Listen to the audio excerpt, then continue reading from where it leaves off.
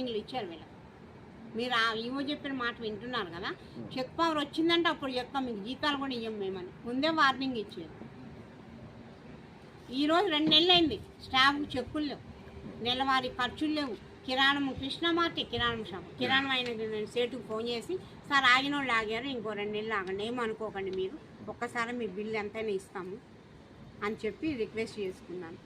అందరికి బయట వాళ్ళకి అప్పులు పెట్టి ఇస్తాం సార్, ఆగండి, వెయిట్ చేయను, నెల టైం ఇవ్వండి అని చెప్పుకుంటున్నాం. కార్తీక మాసం ఇన్కమ్ వచ్చింది, పేమెంట్ చేయడానికి లేదు. మరి నీకు చెక్ పవర్ ఎందుకు అడిగినట్టు, ఎందుకు తీసుకున్నట్టు? చైర్మన్గా నువ్వు వచ్చి అధికారికంగా సంతకం పెట్టాలి కదా.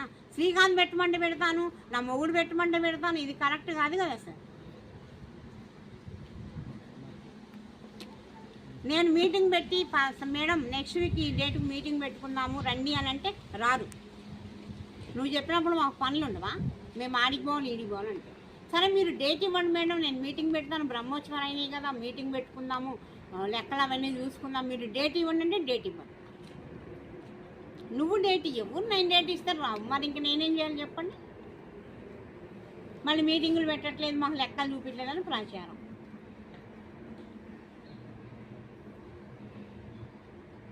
గుళ్ళోకి వచ్చే వాళ్ళ దగ్గర, గుడికి వచ్చే కౌంటర్లో ఒక భక్తుడు వచ్చి 1000 రూపాయలు డొనేషన్ ఇస్తాను మేడం రాసుకోండి అని మా దగ్గరకు వచ్చిన మనిషిని శ్రీకాంత్ పక్కన తీసుకుపోయి, ఈ లైట్ పోయింది, అది పోయింది, ఇది పోయింది, నేను వేయించుకుంటాను, నేను ట్రస్టీని, నాకు వేయండి అని చెప్పి ఫోన్పేలు కొట్టించుకుంటాను.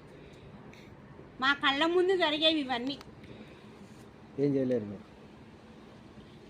ఈమె ముందే బుక్ తీసుకొని రాసేలోపే ఆయన వస్తాడు, తీసుకొని పక్కకి వెళ్ళిపోతాడు భక్తుడిని, ఆయన ఎంచుకొని పోతాడు.